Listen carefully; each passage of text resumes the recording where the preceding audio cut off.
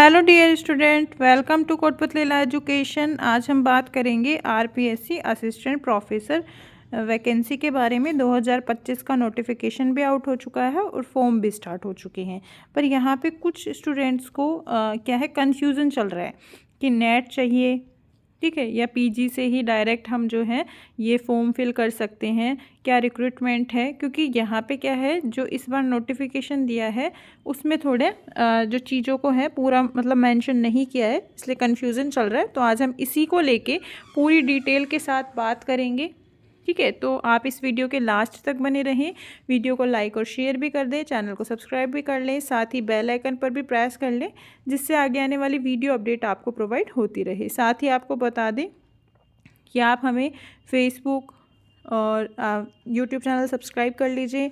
WhatsApp, Telegram और Instagram पे भी फॉलो कर सकते हैं। सभी के लिंक आपको डिस्क्रिप्शन बॉक्स में मिल जाएंगे, वहाँ से जाके ज्वाइन कर सकते हैं, ठीक है। वहाँ भी सारी आपको लीगल अपडेट्स वगैरह प्रोवाइड करवाई जाती हैं, सुप्रीम कोर्ट के जजमेंट और भी जो लॉ से रिलेटेड या फिर अदर कोई वैकेंसीज़ होती हैं, ठीक है, अपडेट्स होती हैं, तो वो सारे वहाँ पे आपको बताई जाती है। तो चलिए अभी हम देखेंगे आरपीएससी की वैकेंसी के बारे में। तो देखो, राजस्थान में जो आरपीएससी है असिस्टेंट प्रोफेसर की वैकेंसी आई है यहाँ पे, ठीक है। अप्लाई ऑनलाइन है यहाँ पे, और जो डेट है, ठीक है, मतलब 2024 में ही नोटिफिकेशन आ गया था, ठीक है, 13/12 तक कोई। और जो वैकेंसी जो मतलब अप्लाई जो ऑनलाइन हुए हैं ये इस डेट पे हुए हैं। तो देखो यहाँ 12/1/2025 मतलब 12 जनवरी से स्टार्ट हो गई और 10 फरवरी लास्ट डेट है। एग्ज़ाम फीस है जो कि आपकी जो लास्ट डेट रहेगी वो भी 10 तारीख ही रहने वाली है। एग्ज़ाम डेट और जो एडमिट कार्ड है इसके बारे में एज़ पर शेड्यूल अकॉर्डिंग आएगा, जो आरपीएससी जब डालेगी इन्फॉर्मेशन तब हम आपको बता देंगे, ठीक है। इसके बाद है यहाँ पे कि एप्लीकेशन फ़ीस और ये फॉर्म कौन कौन भर सकता है। सबसे मेन दिक्कत यहाँ आ रही है स्टूडेंट्स को कि फ़ॉर्म कौन कौन भर सकता है। क्या नेट ज़रूरी है? क्या ओनली पीजी से ही काम नहीं चल सकता? जिन्होंने पीएचडी कर रखी है उनके लिए क्या रिक्रूटमेंट है? तो ये सारी आज जो डिटेल्स है हम इस वीडियो में देख लेंगे। तो देखो, सबसे पहले हम देखते हैं एप्लीकेशन फ़ीस की। तो जर्नल और अदर स्टेट कैंडिडेट हैं उनकी 600 रुपये। पर यहाँ ये ध्यान रखना कि वो वन टाइम रजिस्ट्रेशन वाली जो रिक्रूटमेंट है वो यहाँ पे चलेगी, ठीक है। वन टाइम रजिस्ट्रेशन कर रखा होगा जिसने, उसके जो है वापस से फ़ीस नहीं लगेगी। ओबीसी और जो बैकवर्ड क्लास है उसकी 400, एससी एसटी की 400, करेक्शन चार्जेस 500 लगेंगे अगर आप बाद में चेंजेस करोगे। Candidate who have already paid, मतलब आपने वन टाइम रजिस्ट्रेशन फ़ीस अगर आपने दे रखी है तो आपको वापस से कोई फ़ीस नहीं देनी पड़ेगी। अगर आपने नहीं दे रखी तो फिर आपको क्या है यहाँ पे देनी पड़ेगी फ़ीस। ऑनलाइन जो है चार्जेस कट जाएंगे, ठीक है। यहाँ पे ऑनलाइन के लिए जो है सुविधा है।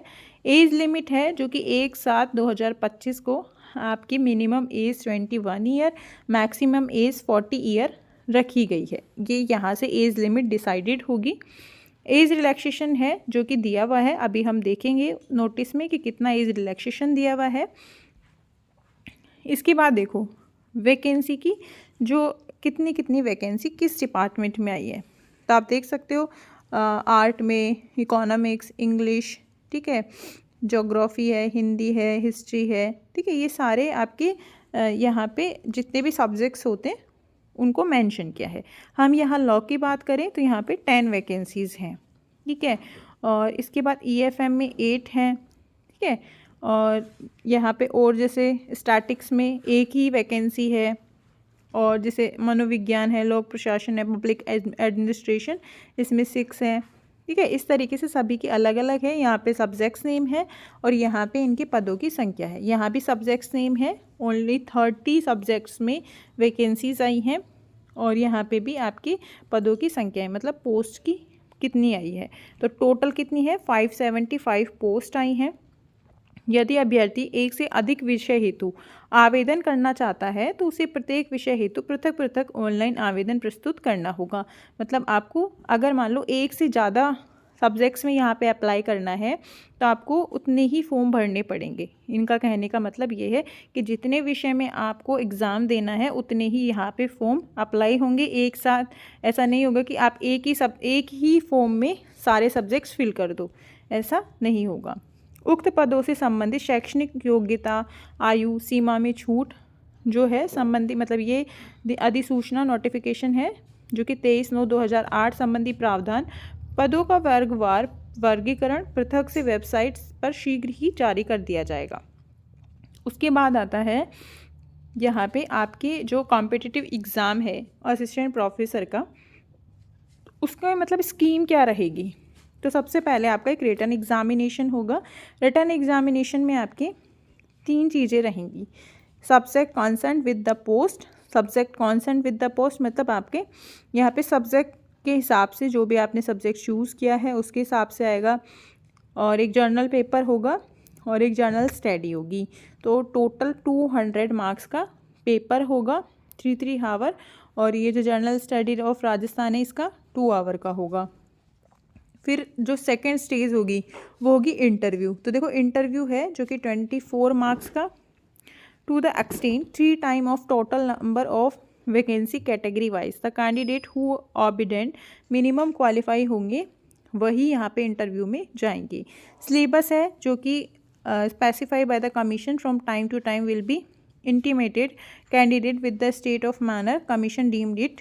तो देखो ये रूल के अकॉर्डिंग जो ये यहाँ पे आपका जो नेट में जो सिलेबस होता है फर्स्ट पेपर और सेकंड पेपर, एक सब्जेक्ट का और एक जर्नल पेपर, उस अकॉर्डिंग यहाँ पे सिलेबस रखा जाएगा।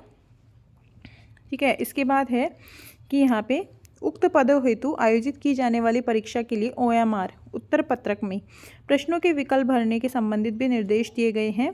वही कि आपके 5 ऑप्शन आएंगे, उसमें से अगर आपको नहीं आता है तो 5th वाले को आपको फिल करना ही पड़ेगा। इसके बाद है यहाँ पे एज डिसाइडेड। तो यहाँ पे रिलैक्सेशन की मैंने अभी जस्ट ऊपर बात की थी। तो देखो यहाँ पे रिलैक्सेशन के लिए बता रखा है कि राजस्थान में राज्य में SC ST और जो यहाँ पे OBC हैं और आर्थिक रूप से कमज़ोर वर्ग हैं उनको 5 वर्ष का रिलैक्सेशन दिया गया है। पुरुष अभ्यर्थी को 5 ईयर और सामान्य वर्ग की महिलाओं को भी 5 ईयर का रिलैक्सेशन है।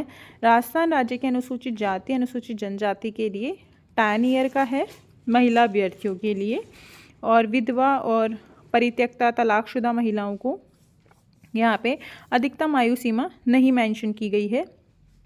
ठीक है, और रिविजिटर और जो प्रतीक्षा सेवा के कर्मचारी हैं उनको स्थानांतरण कर दिए होने के मामले में 50 वर्ष होगी ऊपरी आयु सीमा। यहाँ पे साफ साफ लिखा हुआ है कि सिर्फ 50 वर्ष होनी चाहिए। और इसके बाद यहाँ पे बता रखा है आपकी शैक्षणिक अर्हता। देखो सबसे ज़्यादा कन्फ्यूज़न करने वाली ये चीज़ है, यहाँ पे साफ साफ बता रखा है कि शैक्षणिक अर्हता के अंतिम वर्ष की, देख लो आप अगर MA कर रहे हो, MCOM कर रहे हो या लॉ में LLM कर रहे हो, अगर आप इसके फाइनल ईयर मतलब 2 वर्ष की होती है, तो अगर आप इसका final year means second year में भी हो तो भी आप ये फॉर्म फिल कर सकते हो। बट यहाँ पे क्या बता रखा है कि व्यक्ति भी आवेदन करने के लिए पात्र होगा, किंतु उसे आयोग द्वारा आयोजित साक्षात्कार से पूर्व, मतलब जैसे ही इंटरव्यू होगा ना, जब मान लो सितंबर में ये इंटरव्यू हुआ या अक्टूबर में हुआ और उस टाइम तक अगर आपकी MA MCOM LLM या फिर आप जो भी आप PG डिग्री कर रहे हैं वो क्लियर नहीं हुई तो फिर आप इंटरव्यू के लिए एलिजिबल नहीं होंगे। अगर इंटरव्यू से पहले पहले आपकी हो जाती है कंप्लीट तो फिर आप क्या है साक्षात्कार के लिए एलिजिबल होंगे, इंटरव्यू के लिए एलिजिबल होंगे। साक्षात्कार से पूर्व अभ्यर्थी का आशय साक्षात्कार की प्रक्रिया प्रारंभ होने की दिनांक साक्षात्कार का पहला दिन है। दूसरी चीज़, नेट क्वालिफाई होना चाहिए या नहीं होना चाहिए, तो साफ यहाँ पे नहीं बताया अभी नेट क्वालिफाई होना चाहिए नहीं होना चाहिए। पर देखिए अगर आप 2020 का नोटिफिकेशन देखेंगे ना तो वहाँ पे लिख रखा है कि नेट जो है क्वालिफाई होना चाहिए। बाई चांस अगर इन्होंने डाल दिया बाद में, ठीक है, कि क्योंकि अगर ये 60 डेट तक चेंज कर सकते हैं, एग्ज़ाम से पहले कुछ भी चेंज कर सकते हैं, तो यहाँ पे साफ अगर लिख दिया कि नेट क्वालिफाई होना चाहिए तब आप जो है नेट क्वालिफाई माने जाएंगे कि नेट तो होना ही चाहिए। वो कब होना चाहिए, जब तक आप इंटरव्यू में जाएंगे उससे पहले तक। ठीक है, इंटरव्यू में जाएंगे उससे पहले पहले आपका नेट है जो कि क्वालिफाई होना चाहिए, यहाँ पे बता दिया जाएगा बाद में। अभी तो सिर्फ नोटिफिकेशन आया है, बाद में से चेंजेस भी कर सकते हैं। राज्य सरकार के नियमानुसार परिवीक्षा काल में मासिक वेतन दे होगा। ठीक है, एक साथ 2025 को न्यूनतम आयु 21 वर्ष और अधिकतम आयु 40 वर्ष से कम होनी चाहिए। इसके बाद है देखो यहाँ पे ये एलिजिबिलिटी इस तरीके से बना दी जाएगी बाद के अंदर। अगर नहीं बनाते हैं तो वो आपके लिए अच्छा है, पर यहाँ पे 99% चांस है कि आपकी यहाँ पे चेंजेस हो सकते हैं। देखो, असिस्टेंट प्रोफेसर की इस भर्ती में आवेदन करने के लिए उम्मीदवारों के पास संबंधित विषय में मास्टर्स डिग्री होनी चाहिए, वो भी 55% के साथ। ठीक है, और साथ में नेट या स्लैट भी हो। यदि उम्मीदवारों के पास पीएचडी की डिग्री है तो नेट स्लैट की ज़रूरत नहीं होगी।